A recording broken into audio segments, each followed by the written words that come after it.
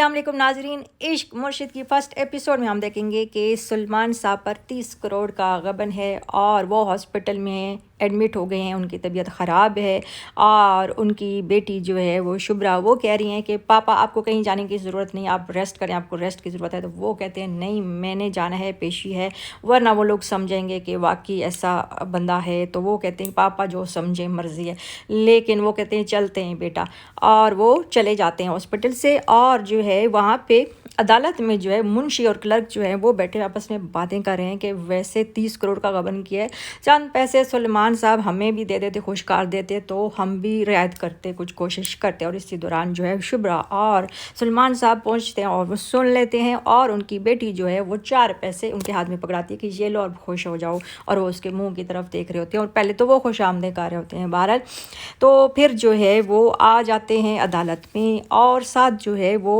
उनके सामने पहले चाय बिस्किट रखे जाते हैं। तो शुभ्रा जो है वो कहती है कि मेरे पापा की तबीयत ख़राब है इसलिए मैं उनकी जगह बोलूँगी। तो पहले तो ये है कि चाय यहाँ से हटा लें, क्योंकि मेरे पापा गवर्नमेंट की चाय नहीं पीते और अपने पैसों से पीते हैं।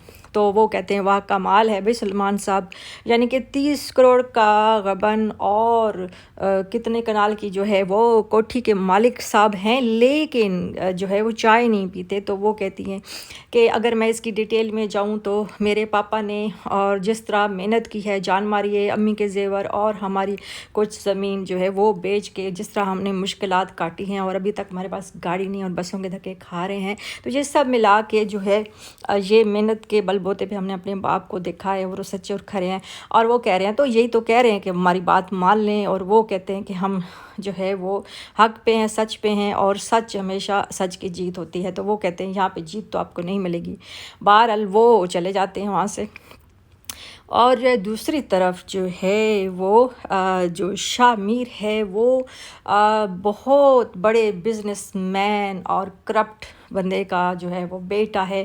माँ की डेथ हुई हुई है और वो अक्सर कब्र पे आता है और अभी भी आया हुआ है। तो साथ इतने गनमैन और उसकी रखवाली के लिए लोग पीछे लड़के बंदे मौजूद हैं और वहाँ पे माँ से बातें कर रहा है कब्र पे और दुआ मांगता है। और इसको माँ जो है वो नज़र आती है और वो छतरी लेके आती है और वो कहती है कि हमेशा जो है ये साथ रखा करो, कोई बारिश गर्मी धूप हो जाए तो उससे बचत होती है। और जो है वो एकदम से जो है आगे चल पड़ता है, साथियों को छोड़ देता है और साइकिल पे आगे चला जाता है। तो उसके बाप का फ़ोन आता है कि किधर है शामिर। तो वो कहते कि सर नहीं पता, हम उसको ढूंढ रहे हैं। और वो हमेशा यही करता है और छोटी छोटी गलियों में और आम सी जगह पे वो चला जाता है और वो माहौल देखता है और हैरान परेशान होता है कि ये लोग कैसे गुजारे करते हैं, छोटी छोटी चीज़ों पे बेचारे जो है वो तरसते हैं। और इसी दौरान जो है वो उसको नज़र आती है शुभ्रा जो है वो बच्चों को पढ़ा रही है। तो एकदम से बारिश शुरू हो जाती है और बारिश में भीग जाती है और वो छतरी निकाल लेती है और उसको लगता है कि वो छतरी उसके पास ले आई है और उसको कवर कर लिया। और दूसरी तरफ बाप जो है वो शराब में धुत पड़ा हुआ है और उसको होश ही नहीं है। और जो है इधर से वो जब घर आए हैं शुभ्रा और सुलेमान साहब, तो बहन जो है वो भागती दौड़ती, हाय हाय मेरे भैया को क्या हो गया, मैं तो बड़ी परेशान, सारी रात जागी, दुआएं करी, तस्बीहें पढ़ी। तो शुभ्रा कहती है कि फूफो अगर आप इतनी तस्बीहें पढ़ती हैं और इससे मसले हल होते हैं तो आप जो है वो जो दाऊद है उसके बारे में क्यों नहीं पढ़ती ताकि उसको जॉब मिल जाए। तो वो कहती हाय यही तो मसला है मेरे बेटे का, यही तो बात करने हम आए हैं। और दूसरी तरफ जो है वो दाऊद जो है वो सुकैना के पास किचन में आ जाता है और उसको कहता है मुझे माफ़ कर दो, मैं तुम्हें लेने आया हूँ। तो वो कहती है कि मैं नहीं माफ़ करूँगी, मेरे पापा को आप लोगों ने बहुत सताया। तो वो कहते हैं नहीं सताएंगे।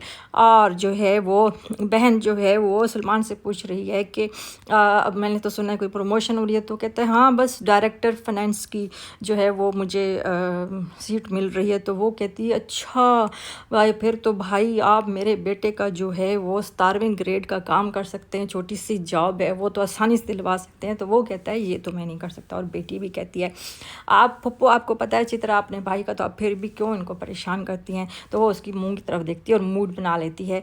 तो माँ कहती है कि इसकी बात का बुरा नहीं मनाएं और वो कहती है कि बस इसको तमीज़ नहीं सिखाई हुई। اور جو ہے دوسری طرف جو ہے وہ جو شامر ہے اس کا باپ جو ہے وہ بڑے بزنس مین کرپٹ لوگوں کے ساتھ ڈیلنگ ہو رہی ہیں، بات چیت ہو رہی ہے، اور جو ہے وہ ڈن ہو رہی ہیں چیزیں، تو کیونکہ کرپٹ لوگوں کے ساتھ کرپٹ لوگ ہی چلتے ہیں۔ اور شامیر آ جاتا ہے ایک دم سے، اور باپ اس کی طرف دیکھتا ہے تو وہ سیدھا نکل جاتا ہے، کیونکہ اس کو باپ پسند ہی نہیں ہے، کیونکہ وہ اور ٹائپ کا بندہ ہے۔ اور جو ہے جو شبرا ہے اس کی دوست ملیہ جو ہے وہ آ جاتی ہے انویٹیشن کے لیے، اس کی شادی ہو رہی ہے، تو وہ کہتی ہے میں اتنی ایلیٹ کلاس میں کمفرٹیبل نہیں ہوتی تو میں نہیں آؤں گی، سوری۔ تو وہ کہتی ہے اچھا ٹھیک ہے میں ناراض ہو جاؤں گی، اور یہ وہ، تو وہ اس کو زبردستی، خیر وہ کہتی ہے ٹھیک ہے میں آؤں گی۔ اور جو ہے وہ گاڑی میں ٹیکسی میں بیٹھ کے آتی ہے تو ڈرائیور کے پاس چین نہیں ہوتی، اور یہ سب کچھ شامیر دیکھ رہا ہوتا ہے۔